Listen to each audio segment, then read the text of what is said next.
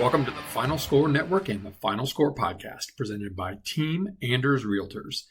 I'm Andy. He's former NCAA student athlete and co-host. Ryan Gam, two-hand monster flush off the inbound. Ryan Gam slam jam. Oh boy. Find the TFS pod and our playlists wherever you stream your podcast or music. Follow us on X at TheFinalScore35. Oh, and one more note before we get started. I'd like to apologize to anyone I've not offended yet. Please be patient. I'll get to you shortly. Welcome into the 225th edition of the Final Score Network podcast. We are back. PGA week. Weather's warm here in West Michigan. Love that. Hopefully it'll stay this way. I could go for that. Reminds me of being in the South. Nice humid today with some rain. Weather looking good for the near future though, so hopefully it'll stay that way. NBA playoffs, I think we're down to 8 teams? I don't know what it is. Stupid. Knicks might make the Eastern Conference Finals for the first time in 25 years if they win one more game. That's history. Pete Rose no longer banned from the Hall of Fame. That's also some huge news. We'll briefly talk about this past week of the Truist. Tigers still playing good baseball, even though they lost a couple over the weekend. Michigan State got another guy in the portal. Good stuff there. Probably wraps up their roster going into next year. Michigan State basketball, pretty status quo for now. We'll see what happens. Maybe a point guard commitment on the horizon. But without further ado, I'll take the podium and I'll go to football and the Detroit Lions. A topic that's been a burning question really since Hutch got hurt last year. What do the Lions do at defensive end to help him out? The guy's Darius Smith. He's okay. He got some pressures, didn't really get any sacks, didn't really get home. He does better with another guy. Lions don't re-sign him. Make a re-signing of Marcus Davenport, which I'm not a huge fan of because he gets hurt all the time and it's not great. And a guy by the name of Trey Hendrickson, who was the sack king in the NFL last year, is disgruntled from Curb Your Enthusiasm for the Bengals. Went on a podcast today, used the word disappointed, disgruntled a lot, apparently in a 20-minute blurb. Got interviewed today at Bengals training camp saying he's not going to play this year unless he gets a new deal. The Bengals don't want to give him a new deal because they paid receivers and Joe Burrow. So I think the Lions have an opportunity, if this keeps going bad, to jump in and say, you know what, we'll give you a second and third round pick next year for this guy. We'll take him off your hands. We'll pay him some money, give him, maybe a 2-3 year deal, put him with Hutchinson. The Lions all of a sudden turn into a title, one of the favorites. I mean, they're already up there, but I'd say they'd be top 1 or 2 there. I think that's the missing link. Their window is now. You can only pay so many guys. We've talked about this in the last couple months. You can only pay so many guys. You're going to have to let guys go, and sometimes you lose that success in the draft. So win now. Use your $40 million in cap space and put this guy on your freaking roster. Put him with Hutchinson when McNeil's healthy, when Tyleik Williams is going to be seasoned, DJ Reader, Jack Campbell, Alexander Zolani. The Lions could have a really solid front seven with a blossoming young back four. And I think it could be paid dividends, especially with Kelvin Shepard as his first year as the DC, learning it, figuring things out. I think that would be huge for the Lions, and I don't see why they wouldn't do it other than they're cheap and they want to save their money for later, which I think that's BS. That's like the cap space isn't real. Like the cap isn't real. Look at these teams. Like New Orleans has been over the cap for like 15 years in a row, and they don't have any penalties. So you can't tell me it's just cheapness and you want to be loyal to your guys, which I get, but it's a business. You got to win. And if, he could be the missing link. I think that they should do it. I really do. I like it. So for my podium, one of these weeks I'm going to put in all the podcasts that we've done into AI and have it analyze my frequency of topics and what my podium is. I don't know that this has necessarily been one up the top because I try to be a little bit unique every week, but what caught my attention this week is the news that the NCAA is likely to vote overwhelmingly in favor of allowing college athletes to bet on pro sports. Currently, that's banned.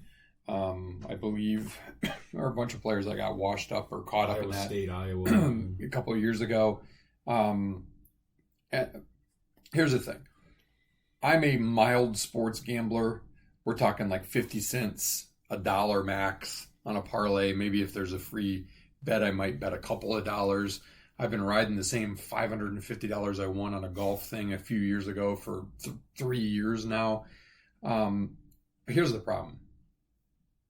And it's been in society, right? Like over the years, sports betting has been an issue. You had the issue with the NBA ref fixing games. You've had college basketball players in particular, even as recent as this year, accused of fixing games, and players that have fixed games. You had Boston College. There's a good 30 for 30 on that. There was an Arizona State story from back in the 80s, I want to say it was. Here's the thing. If you care about the integrity of the game, which, side note, I don't think the NCAA cares about anything except for trying to make a buck, even though technically I think it's not supposed to be for profit. You need to make sure that nobody can bet on any sport at any level as a college athlete. I'm not just saying like football can't bet on football. I'm saying you can't bet on anything. And the same really needs to be true. And the NFL has had some pretty harsh punishments for it. I believe they only have rules against only betting on football, though, right? No, Jameson Williams bet on Alabama. Okay, so he bet on outside. So, like, I really truly believe that if you want to continue to enhance the integrity of the game, and I'm not going to say that there aren't going to be bad apples that just do stupid shit and do illegal stuff. Like, anybody can be on the take. We know that. That's never going to go away. But why are you making it easy? You just need to flat out say, you know what, guys? You don't need to be gambling. You want to go to the casino and play blackjack or play the slots? Fine. No sports betting. And while you're at it, though, at the same time, and this seems a little bit counterintuitive, open it up in every state for the fans to deal with. Or, better yet, honestly, go back to where it was and only make it Vegas, right? Like, okay, I get illegal gambling rings and whatever, but if you really want to protect the integrity of the game, stop Moose and Rocco from being able to impact the game by getting in, Junior's ear about how I'll make it worth your while, and thinking like Caddyshack, hey, kid, I'll make it worth your while. I'm a fan. I'm not against sports betting.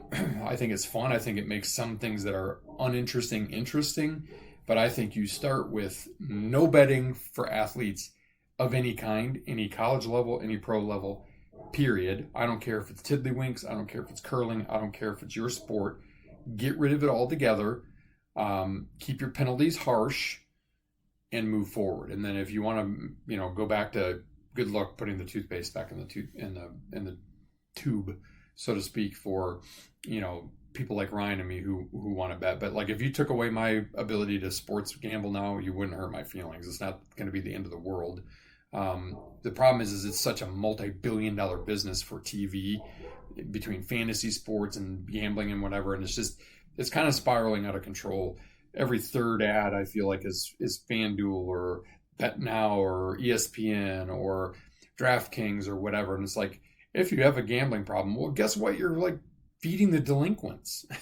And a lot of the college kids are like, I want to get in on this. I can do it too. And look, people most likely go for parlays. Parlays are a horrible bet if you look at the statistics, but that's where you make your money. So people get suckered in.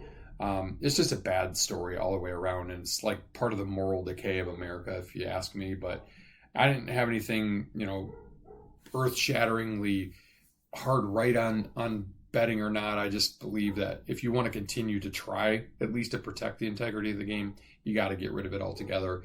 And that's even now in the day that Pete Rose posthumously, and he predicted it would be, as Ryan said in his open, eligible for the Hall of Fame. Shoeless Joe Jackson, too, who's caught in one of the biggest cheating scandals in baseball history back in the 19-teens. Ride it, right? Like, I agree Pete Rose is one of the greatest hitters, if not the greatest hitter of all time, but he shamed the game because he bet on baseball. And if you banned him, you should just ban him for life. Like, make it so that people don't want to do it. I know it has nothing to do with how they played or whatever, not like steroids, but I guess if I had to make a stance today, I would say get rid of it.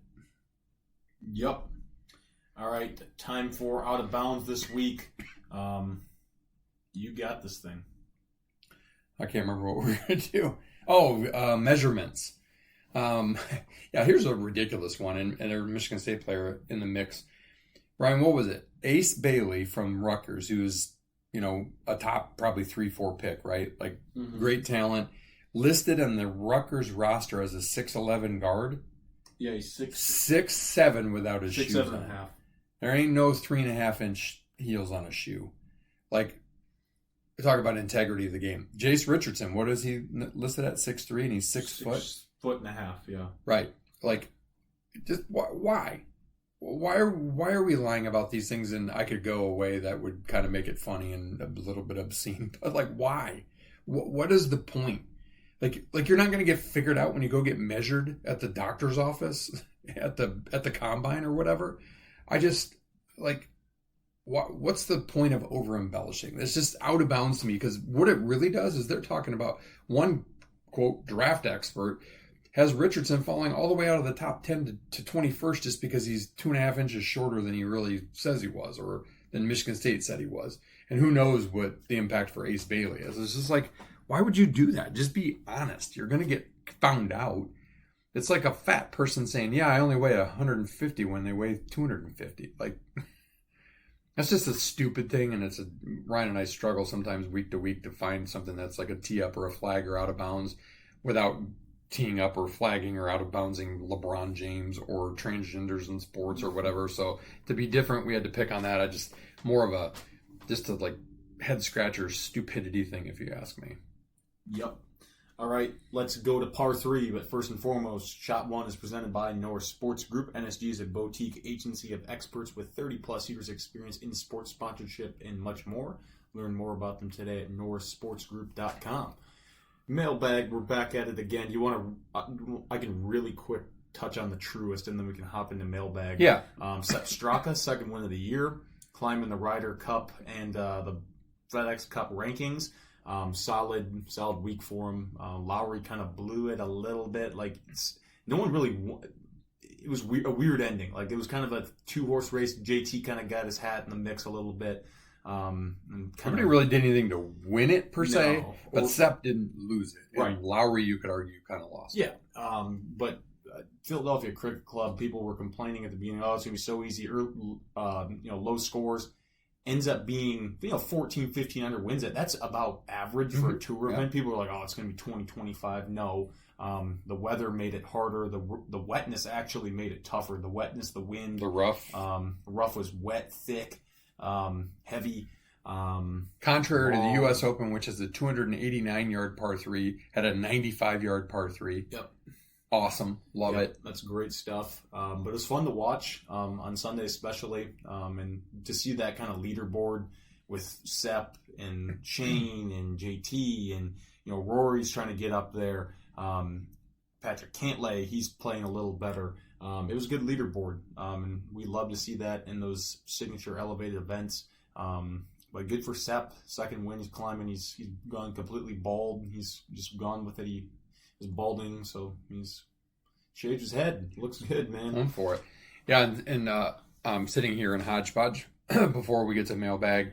A little shout out to American Dunes. Ryan and I played there. This is the third time we played there, but it's just every time the experience is somehow even better.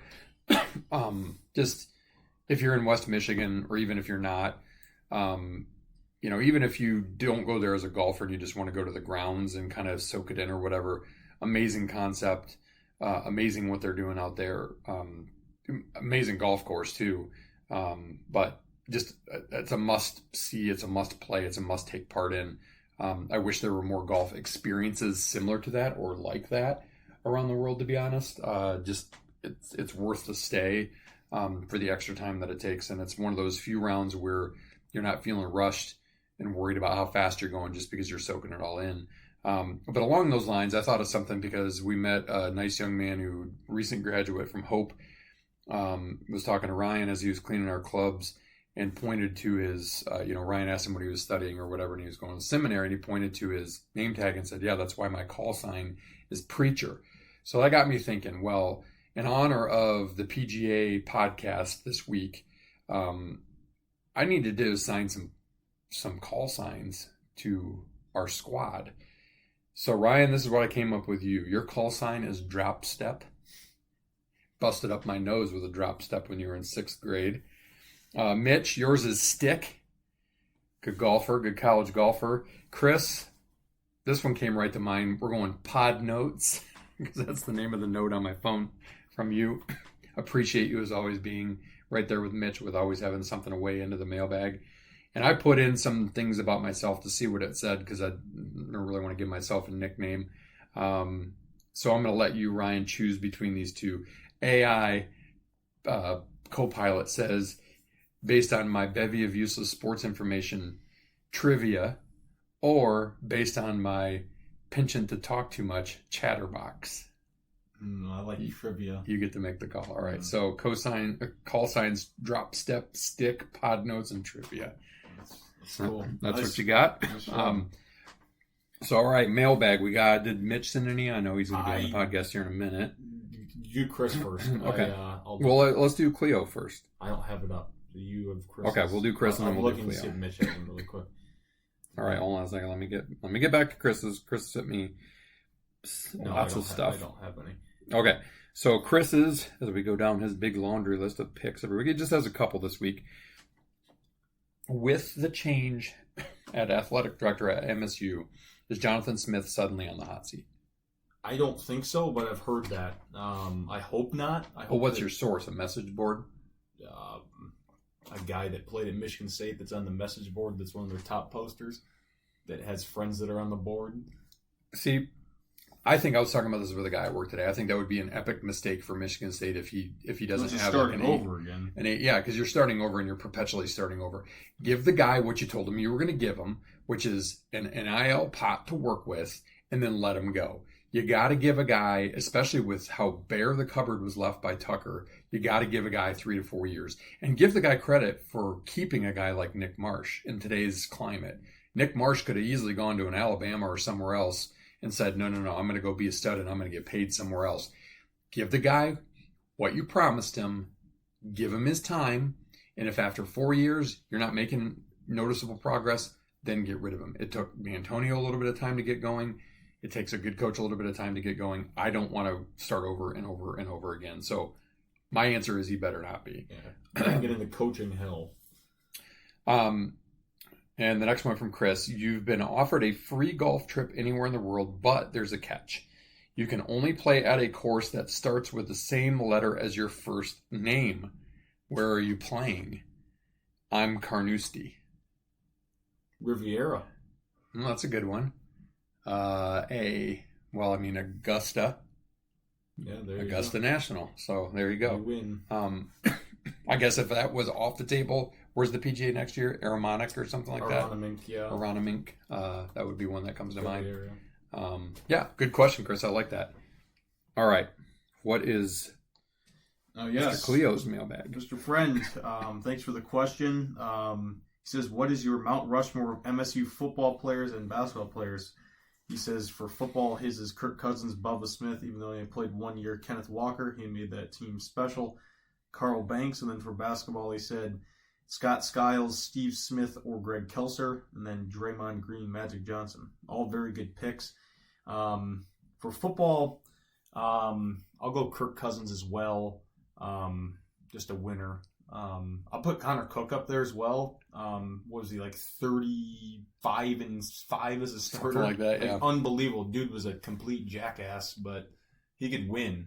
I'll put Lorenzo White in there. Never saw him play, obviously. That was before my time. And I'll go outside the box. Kirk Gibson. Nice. That's a good pick. I like that. Going way back machine, way before you were born. I got to agree on Cousins. Just an outstanding dude as well. So we're definitely going to start with Cousins. I'm going to go with Charles Rogers. Pound for pound, the best, probably athletic talent I ever saw at Michigan State. Just an absolute stud. let's see here. We've had a lot of good defensive players too. I'd probably go with Percy Snow, just a tackling machine at linebacker. And if I had to pick another one, honestly, I think he's low-key underrated as just a stud running back, Javon Ringer. Yeah, I was going to say, that guy, one of my favorites. I thought about him. Should have thought How about for Hoops? Hoops, Magic, Mateen. Man, this is where it gets hard. There's it a gets lot of really good hard choices. for me. I'll go Respert. I'll go with my number. Cash. Winston. Yeah, I'm going Cassius, Drew Neitzel. We were talking about him the other day. Really? Interesting. Loved him. Sean Respert, who was there my 4 years, started the tradition of kissing the S. And Magic is kind of a given, so I'm not going to say Magic because that's too obvious. I'm going to go Scott Skiles. Had there been a 3-point line more than his senior year, there is no question he might have scored almost 3,000 points at Michigan State. And that dude could talk trash. He was an undersized, great passer, slow, unathletic white guy that could absolutely flat out ball and still owns the NBA single game assist record. No, that was just a rumor of he got in trouble with it or something, but he wasn't a full-on cokehead or anything. That was Roy Tarpley at Michigan. Great question, Cleo, a.k.a. Mr. Friend. We appreciate that. Keep them coming anytime you got a question. Yeah. We love mailbag questions, honestly, especially in the summer. It fuels the podcast pretty well because we don't have as much stuff that we talk about. A good Mount Rushmore or topic we could talk about. I heard it on a podcast earlier. Best retro sports logos. Ooh, let's put that on the podcast for maybe next week then. Yeah, we could do that. Okay, before we get to shot 2, I'll read our sponsor here, and then Mitch is going to join us. Now a word from our presenting sponsor, Team Andrews Realty, will help you find the home that fits your wants and needs, and they make the process simple and fun along the way. The Andrews have served thousands of clients for 30-plus years in the West Michigan area and are here to serve you today. Learn more at teamandrews.com. Played yet? All right, getting to Shot 2 PGA Championship. Ryan was just in the midst of asking. We always, as you know, if you listen to the podcast, we typically have 2 special guests for Major Week. I'm going to be Chris's proxy this week. His lady's birthday, I believe, might be today. Happy birthday, Adina. Good man, Chris. So you're taking care of the home front, which is smart of you. But we've got Mitchapalooza, a fan favorite on the show, a mailbag favorite, a mailbag regular. Mitch, thanks for coming on the show. Ryan asked you an important question. I said, Mitch, when have you played yet this year? Thanks, we have. Thanks for having me. Yeah, we've got 5 rounds under the belt this year. Oh, more than us.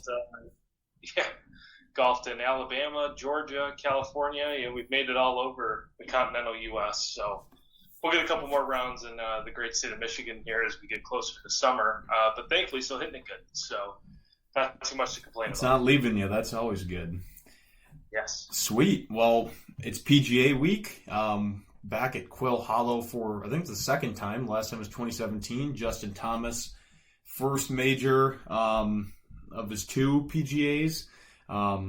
Looks like it's going to be a hot week. I think I saw 90 degrees on Thursday. Ton of rain, maybe a little yesterday. wet. You see the video of Hideki putting on the putting in the rain. That through was crazy. the puddles. That was crazy. That was greatest game ever played. But yeah, I don't know how that affects the guys, because I think I saw today that they had to get removed from the course due to thunderstorms again, and today was the big practice day. The main practice day. So that's interesting. See how maybe scores will be a little higher to start this thing. But looking forward to watching this. PGA has been, it's the so-called worst of the 4 majors, but they're all great in their own way. I mean, this one, they say they're the best field in golf. Decent amount of live guys playing in this. Some past champs as well. They're getting up there. No John Daly, sadly. Is Block playing it? I didn't see his name in the betting list. He is, yep. He is playing. Love that guy. Maybe he'll play well. Trying to think anything else. No, I don't. I think that's really it. We can dive into just our picks. We're going to do the same way we did last time. You won, so you go first. I'll go second. Mitch third, and Chris will be fourth. We'll do snake draft. We'll pick 5 again, 1 being a sub, and then we'll do a DFL. We'll talk about maybe winning scores and stuff like that. Actually, no, we're not, because that's one of the sprint questions, so we'll leave that for then. And then we'll wrap it up, shot 3 with our golf playlist, which we are excited to do as well. But without further ado, let's get the picking underway. I get the first pick. Well, I'm going to go. There's 2 Captain Obvious picks this week, I believe. Although there's a lot of guys I think that could win it, but I'm going to go with Scotty. Scotty found his mojo in total a couple weeks ago. His proximity to the hole has been unbelievable. Especially, it wasn't that last tournament, but even really before that, he just wasn't really making his putts. Or he'd make an uncharacteristic mistake. So I think that a week off, refreshed, I got to go with Scotty. Yeah, I mean, that's no brainer. Best odds. I don't think he's played there unless it's aside from the President's Cup in 2022. So. Will he get arrested is the question. I don't think so. And I think it'll help him to have Ted with him all week too. I think that kind of hurt him last year, along with the arrest, obviously. But his B game is good enough to win. We've seen it, so maybe he will do that again this week. So you pick Scotty. I'll go with the other obvious pick, a guy that is just absolutely torn up. Quail in his career. That's Rory. Obviously got the Masters monkey off his back. The Grand Slam. We'll see how he does. Didn't play particularly great last week. Wasn't hitting the ball super well off the tee, but obviously his good is really good, and here he knows how to win. And I think that he has a really good chance of doing it this week. But like you said, I think there's a lot of guys that can win. I think that this might be a little different than obviously Augusta because the different horses for courses, different fits. But I'm going Mr. McIlroy. Well, I was hoping one of you was going to be nice to me and let one of those 2 slide, but here we are. I will take the current king of live. Give me Bryson DeChambeau. Let's hope that, at least for my team, that he'll overpower one of the greatest parkland courses in the U.S. And maybe get lucky, and maybe Rory and Scotty, I don't know, get a little hungover or something, and don't play so hot on Thursday or Friday, so Bryson can get out to an early lead. But he's been playing great golf, and will, I think, continue to throughout the year. So we'll hope he can get something done. Yeah, those are the 3 odds-on favorites to win in order: Scotty, Rory, and Bryson, all under plus 1,000 on FanDuel. Crazy. So for Chris, picking as his proxy, I'm going in the order that you gave him to me, Chris. So hopefully you're not just hoping that I'm gonna guess your order. I'm gonna go with your order. He's got JT, who obviously has won there and has been playing really well. Tied T2 last week, has a win recently. Kind of the same as Scotty, been playing really well all year, and just kind of finally found it and put it together. His putting has really started to come around. So Chris is going to go with number 1 in putting. He's going to go with JT, and going back on the. He's a little bit further down in the odds. I think he's like plus 6,000. He's got Spieth. Going for the Grand Slam. Yeah, who's been playing a little bit better. Could be the second guy to win a career Grand Slam in the same year. That'd be pretty cool. He's definitely been playing a little bit better as well. So that is Chris's pick. Yeah, nice. The friends, JT and Jordan. Back to Mitch for pick 2. Oh, that's a good pick. So this is a toss-up between last year's champion Xander Schauffele and a guy I think that is playing better golf. So I'll go with Ludwig. The dude's awesome, and but the way he can dominate off the tee, keep the ball in play, has some traits similar to Rory minus the length, and again I think will be very competitive. Does he have enough to get it over the hump? We'll see, but he seems to be a shoo-in for top 10s these days. So. Yeah, and I think he's flown a little bit under the radar too. Been a little quiet since he won at what was that? It was supposed to be Riviera. It was at Torrey Pines. That was the last time he played really well and contended. I think that he's due for a good week, so that's a good pick. I'm going to go with the winner last year, Xander Schauffele. I think he's rounding into form a little bit. I don't know if he'll win, but I think he's going to play well. He's played well at Quail in the past, finished second last year. I think he was second the year before at the Wells Fargo. And he's just he's just overall just a solid player. So I'm going to go with Xander. You know, I'm starting to look down the list. There's so many good guys to choose from, and it feels like every year somebody kind of comes from out of the pack a little ways, not always a front runner. But with back-to-back picks, I got to stay high with guys that I think are going to make top 10s. That's how I won the Masters. I didn't obviously pick the winner. I'm going to go with my second pick. I'm going to go with Morikawa, who's at plus 2,500. And then I'm going to go with John Rahm at plus 1,800 as my snake pick. He's never finished outside the top 10 in a live event. Rahm? Take that for what it's worth. Yeah. Wow. I did not know that And because I Liv don't pay any sucks, attention but to live. So that's pretty impressive, if you ask me. Okay, you took Rahm and Mr. Morikawa. Man, this is tough right here. I don't. I'm gonna go with a guy I picked in the Masters as well. Kind of fell off at the end. Contended this past week at the Truist. Shane Lowry. He has been a major. He's been playing well in majors for a few years. Chris says Fat Shane. Yeah. Love him. Have a Guinness. Let's go, Shane. He's having the kind of year that he had when he won the Open. Yeah, I mean, he hasn't won an individual event since then, so now's a good time for it, Shane, for another dub. Back to Mitch. All right, I will go with the guy that specializes in PGA Championships and U.S. Opens exclusively. Give me Brooks Koepka. Good pick. Felt like a couple years ago when he sort of broke his major streak after having a couple of years. He was kind of flying. He was sort of playing some half decent golf and then just came in and stomped on the field. And maybe he can replicate it this week. This course shouldn't scare him by any means. He's played well there in the past. Yeah. Back in his PGA Tour days. And back in 2017 as well. So maybe he'll pull something out of the bag. And he did get invited to that elite Ryder Cup party hosted by Keegan Bradley. So maybe he's got some extra motivation. I like that. Yeah. Did you see that? No. Brooks and Bryson got invited to a meeting with Bradley nice. Ryder Cup thing. So Those guys can just come back to the PGA Tour. That'd be great. All right, so Chris is up. Chris is up next. He's going to go with last week's champ, Sepp. Big Daddy Sepp. And then a little bit of a flyer here at this point in the race. I might have picked him as my fifth guy, but I guess if you can swap him out, he hasn't won anything, and he hasn't been as great lately, I would say, but he has been a contender in big events, and that's Cam Young. Interesting. He has not played well in a while. But he is I think he's from North Carolina, if I'm not mistaken, or he lives there, one of the two. Interesting pick, though.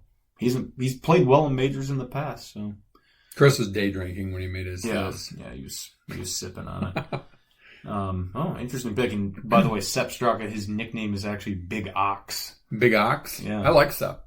I like Lowry, too. I mean, it was cool, kind of fun to have two guys last week to root for that were both fun to root for. Yeah. And Mitch with his fourth pick. I will go Hideki Matsuyama. Maybe it was him putting in the rain that got me fired up. But he's been playing great golf. So, I mean, he had that electric round on Sunday at Augusta. Maybe he can bottle that energy and do it for 4 straight rounds at Quail Hollow.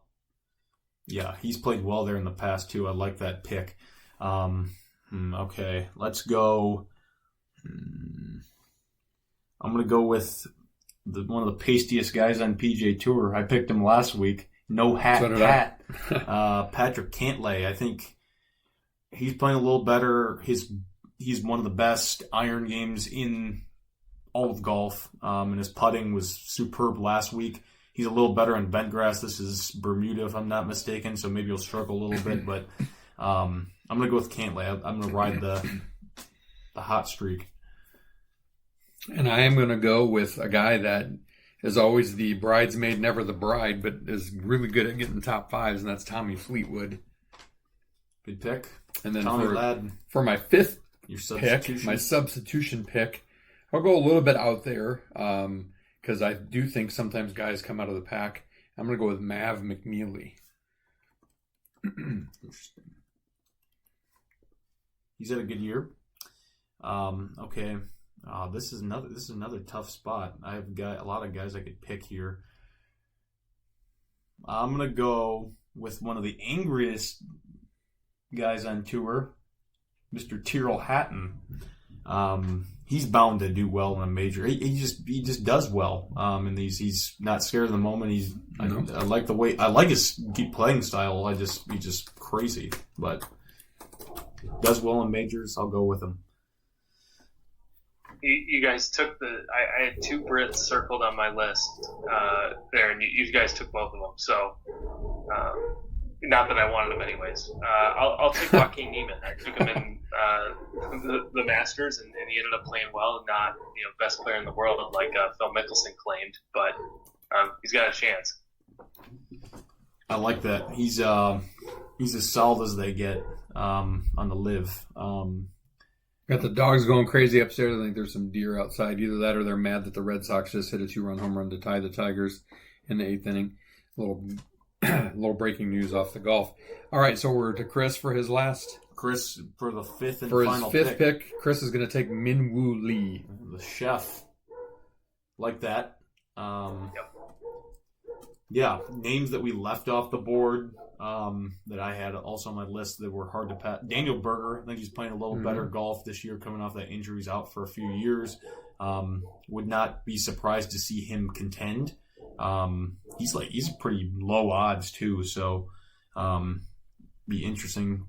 Probably good value there. Keegan Bradley, obviously he's won a PGA. That was his first, I think his rookie year. That was a while ago, but he plays decent at Quail. Justin Rose did well in the Masters. Withdrew last week because he was sick. Corey Connor is one of the best iron players in the game. That's a name to definitely keep an eye on. Jason Day, 2015 PGA champion at Whistling Straits. He's played well at Quail. I think he's won there in the Wells Fargo. And then Hovland. I think he always plays well in the PGA as well for some reason. Yeah, he does. Michael Block. That's definitely a PGA professional to watch.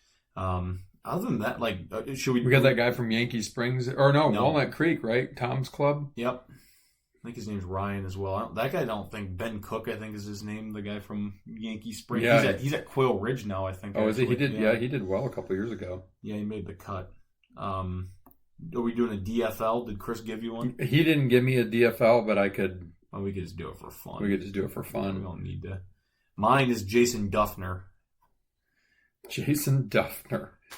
And we agree it's DFL made the cut, right? Like you make the cut and you finish DFL. I have no idea. That's always the debate, right? It was like That's the debate. Are you dead last if you play for 4 days and shoot 20 over, or are you dead last if you play for 2 days and shoot 20 over? I don't know. I don't remember what we said. I think we say make the cut. I'm still going. He's going to make the cut for some reason. Probably not. I'm just going to stay with that name because I don't feel like looking through all of them. Yeah, there's a lot of names out there. I'm going to go, just rolling through the list here. I'm going to go Harry Hall. He's like He blew up last week. He choked on his own vomit at that was Myrtle Harry Beach. Higgs. Oh, Harry Higgs. Sorry, Harry Hall. Brit with the bad hat. He looks like Bryson used to. He's British Bryson. Harry Hall, Harry Higgs. They're both overweight. No, Harry Hall's not. He's skinny. He is? I don't know. Harry Higgs is the big He looks like a league. doofus. I've seen him in person, actually. At the That's pretty good. working. I'll take Mr. 90 from Augusta. Give me Nick Dunlap. Yeah, that guy. He's been struggling. He's just gonna drop another one of those masterpieces on us. Yeah, he was bad. Kudos to him for fighting back and playing. Yeah, he was pretty bad last week too. I think in the Truist, he was in last for a while. I'll take one off of Chris's list. So Chris had obviously a big list of potential guys. We'll go with Zalatoris as his DFL. Well, can he stay healthy? He's been kind of hurt, Can right? he stay That's healthy why. enough to play an event? Yeah. Yeah, I don't know. He's obviously talented, but he hasn't done anything. So Chris, I know you didn't pick a DFL, but we picked one for you. Yeah. Mitch, were you on when I gave a little tribute to American Dunes and gave you your fighter pilot call sign? No, he wasn't on. You weren't on. So this is a little bit of repeat from the earlier in the pod, but we in the name of American Dunes, which I don't know if you've played yet or not, but a lot of the people that work there have call signs. We just happened to be talking to a young guy who was going to a seminary out of Hope, and his call sign was preacher. So I got to thinking what our call sign should be. And I said, I gave you the call sign of stick. I'll take that. Ryan was drop step. Chris is pod notes, and Ryan chose between two for me, and we came up with trivia for me. No, we'll take that. Yeah, my parents played it last week and had a great time. It was a perfect day. I have not made it out there yet, but definitely on the list. Yeah, it is. The nice thing is too is before we played it on the last of kind of like the quote spring rates, it was $115. Yep. Course is in immaculate condition right now Yeah. too. It was a little cold with the Lake Michigan breeze because it's probably low 60s, but not a cloud in the sky, and it's just like every bit of that experience is worth. Even if you pay full freight in the middle of summer, it's well worth it. Yeah. No, absolutely. Definitely a good track. Any other names to watch at Quail? I'm just trying to go through this list. Gary Woodland, maybe. I like him. Hitting the ball well. Corey Connors will be on the first page of the leaderboard at some point in this golf tournament. Yeah, good. With his iron striking at that course, he'll be just fine. Aaron Rye, possible sleeper. He's pretty good iron game. Mr. Two Gloves. Two glove, black glove. Patrick Reed, he on all the power rankings, they have him in the top 10 on most things I've seen. Yeah, his odds were pretty good on FanDuel. I hate him, but he's pretty good. He's around the green especially. He has that I don't give a you-know-what attitude, which is probably what serves him well in majors, too. Look at Phil's picture. He looks like a freak in that. Yeah, it's hard to believe. Just a few years ago, we were all rooting for Phil when he became the oldest guy to ever win a major, and now he's just some like weird, dirty old man creeper that tweets weird stuff on X. But at least he admitted he was wrong about Scheffler. That was good. That's true. That is true. Oh man, I should do my DFL. Can I switch it? I'm gonna do Joe Highsmith. Just because of his hat. Because of his hat. By that token, you'd have to pick Joel Dahman. He's not in it. I know, but like he wears the bucket hat because Yeah, but his isn't as bad as that. That's like big. Looks like he's got drawstrings on it too. Yeah, that's massive. He does, I think. Garrick Higo, he's got his Boston Red Sox hat on in this picture. That's weird. Interesting guy. Okay, that's the PGA. Cannot wait to watch that this week. Without further ado, let's do our golf playlist. If you're keeping score at home, our first one was it Spring Break Mix? Yep, Spring Break Mix for Augusta, and this week it is, this one it is best songs to play on the golf course. So it's top 10 songs to play on the golf course. Obviously, that's wide open to anybody's interpretation. Yep. You could we probably all Googled something similar and got some of these same songs, but by default, since I got to pick first in the draft, I get to go first with my list. And I always pick way more than 10 songs anyway, so I have backups if anybody else needs them. But I'm going to go with Shitty Golfer by Toby Keith. Have you ever heard the song? I have. I'm going to go with I'm All Right, Kenny Loggins. Of course, you got to go with that because of Caddyshack. Yep. Good choice. Fly Like an Eagle, Steve Miller Band. Shoot to Thrill, AC/DC. Beautiful Day, U2.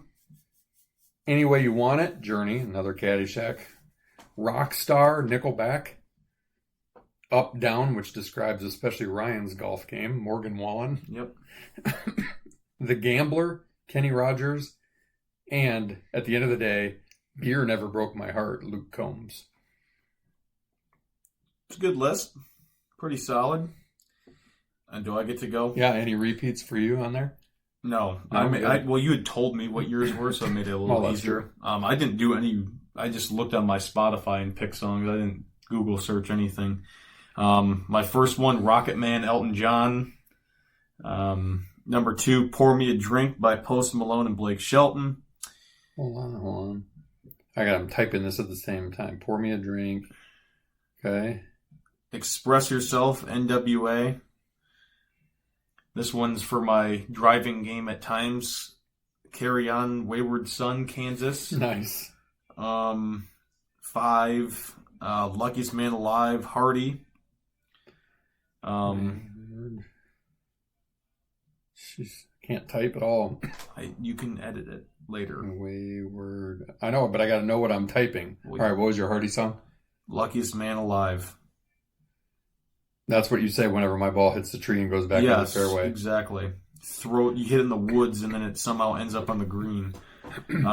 This is a good bunker song, In Too Deep by Sum 41.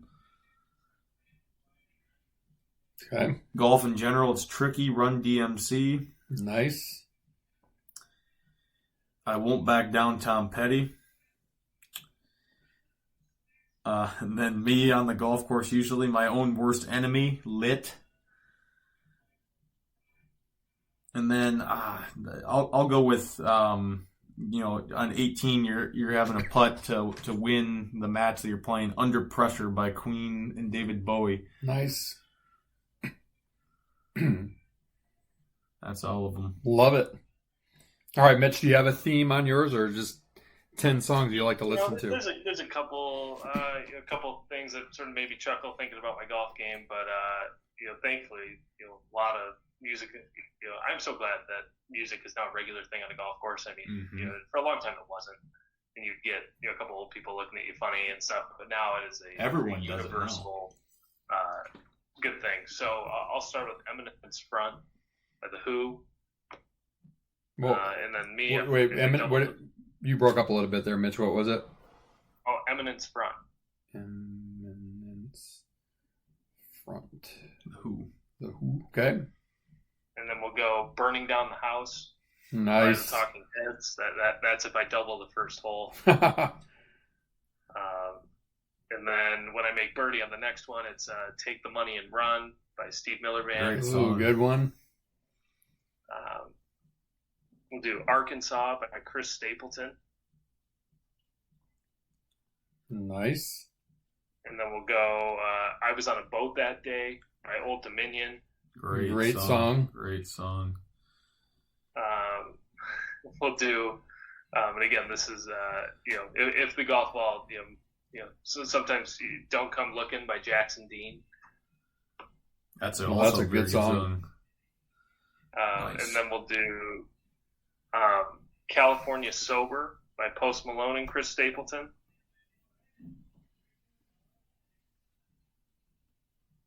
Then Steal My Thunder by Connor Smith and Tucker Wetmore. Nice. Some duets. Steal My Thunder. Yeah. And then,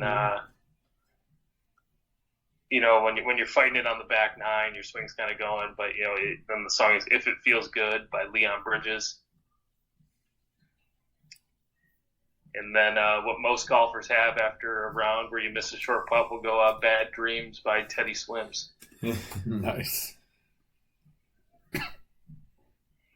Yeah, before I go with Chris's, I got to agree with you. So I remember a couple of years ago when we were members at Blythefield Country Club, music was just starting to kind of make its way out, and you had your certain group of guys, like led by, there was a dude that played for the Marlins, Kurt Ojala. You remember him, right? Yep. Dude could turn a driver. He's right-handed. He could turn it over upside down and smash it 300 yards left-handed.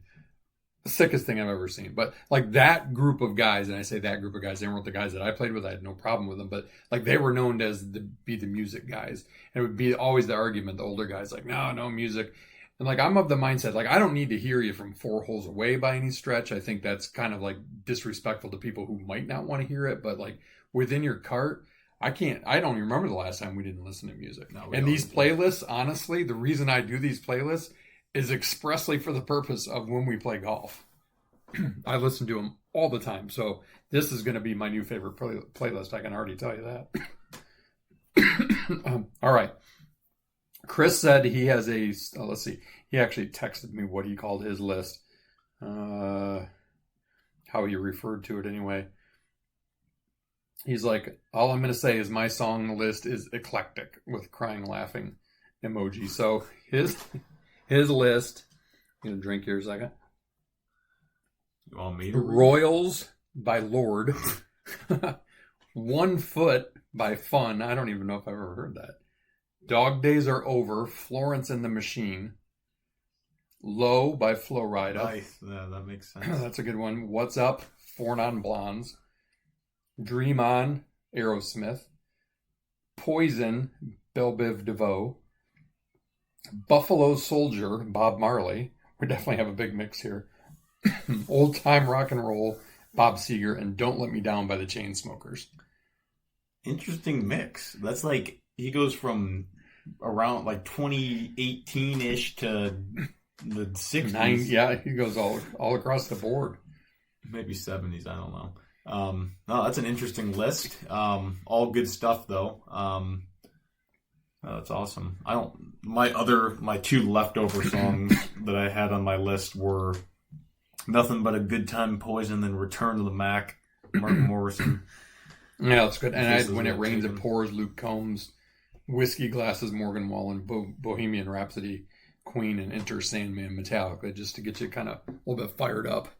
Yeah, help you blow a putt 10 feet by. Yeah, exactly. Fun as always, though, with the list. We're going to have Mitch stay on with the sprint. Yep, we will sprint at home as we do on every podcast. A 3-man sprint this time. This is just a general question. I don't know if you saw this, Dad or Mitch. Michael Jordan will be on NBC NBA this upcoming season. What are your thoughts on that? Personally, I think it's great, as he's obviously the GOAT, in my mind at least, and he knows his game. So it should be interesting. NBA's got to do something to give itself a shot in the arm. I mean, I like Shaq and Barkley. I think they do a decent job. The problem with the NBA is the game sucks. Yeah, it's terrible. But, maybe Jordan will bring some eyeballs. Obviously, would love to get his take. He's the GOAT, so. Yeah. Yeah. I hope, I'm sure their paths cross at some point, but I hope Jordan takes a little bit of the Wayne Gretzky approach. Because I don't know if you watch much hockey or NHL on TNT, but Wayne Gretzky is fantastic. Mm-hmm. Yeah, on how I've seen him. He commentates and provides really good insight there. So hopefully Jordan does the same thing. But I mean, yeah, he's the GOAT. He's is a one of a kind competitor and champion. So you're getting his little insights and things and stuff. I think will be fun. But I agree that the variance of regular season NBA basketball to playoff basketball is just shocking. Because if you watch playoff basketball, it's a riot. Watching the Pistons play, watching now these new series to see the talent on display and the defense, but there's no reason the scoring average should be 20 to 30 points lower per game. Or if not more now in the playoffs versus the regular season. So. I don't know. Maybe Jordan talking smack on public, on national television will motivate the guys. I don't know. I got to give him some credit too, because he recently said on a podcast, like the nonsense, he's like, we're going to set the record straight. The greatest point guard to play in the NBA is Magic Johnson, because he's like, Steph Curry's a great shooting guard, but he's not and he gets guys open and whatever because he's such a threat to score. But you can't compare him. He's like, he's the quintessential point guard. So that gave, Jordan, who would be the enemy of the Pistons, obviously from the Bad Boys era, gives him even more respect in my book. Yep. Yeah, good stuff. Second question. Would you rather listen to NBC or CBS for golf coverage? Ooh, that's a good question. I'm kind of indifferent because I like people on both. But if I had to pick, I'd probably go NBC.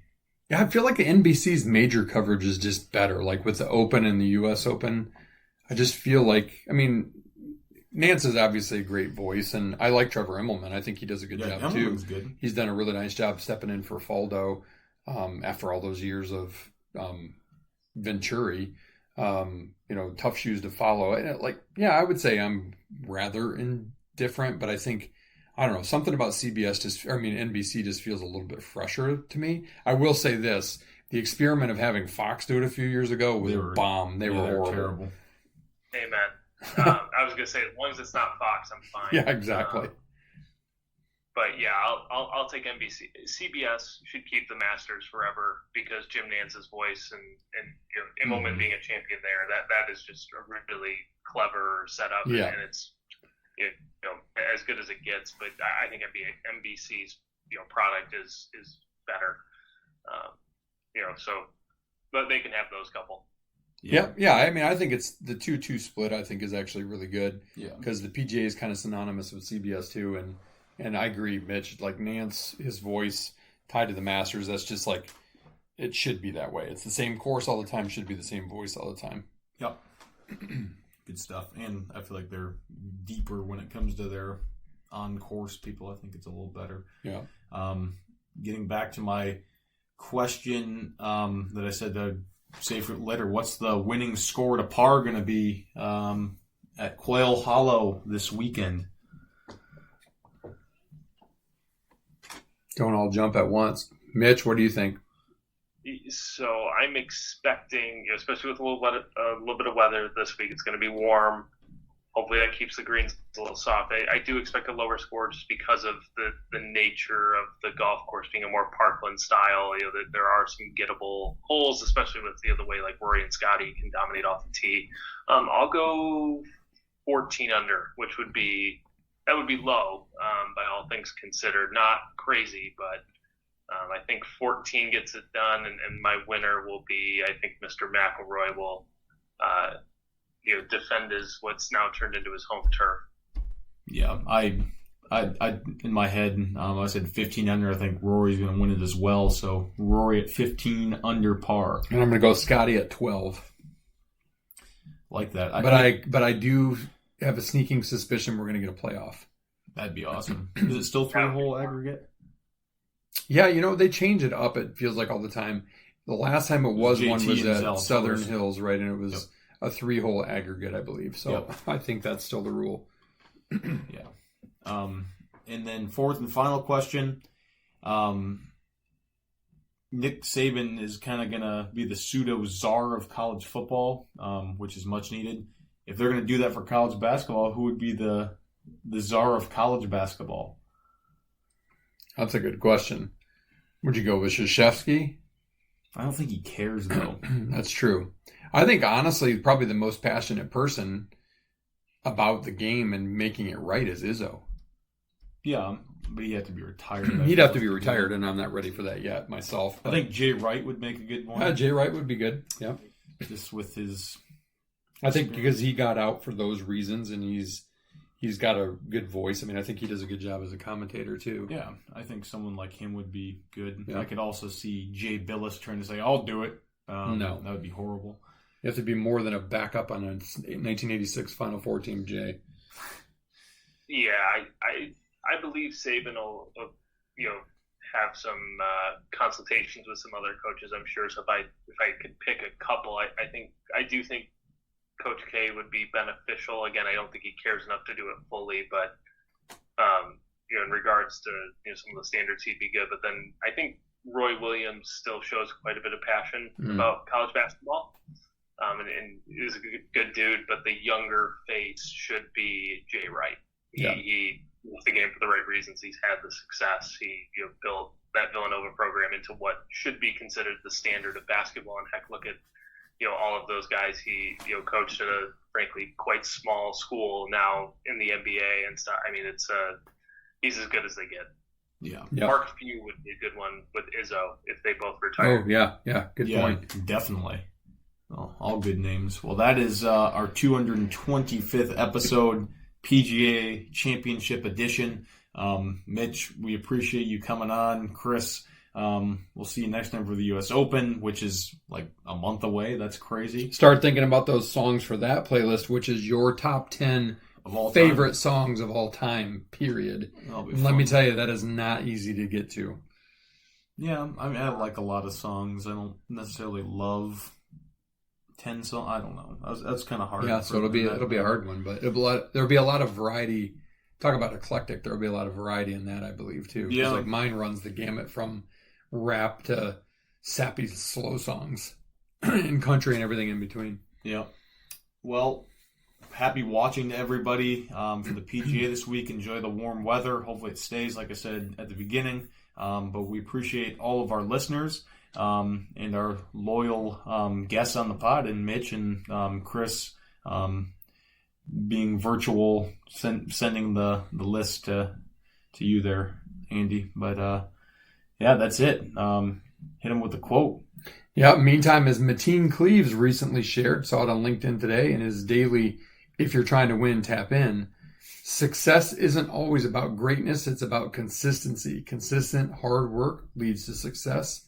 Greatness will come.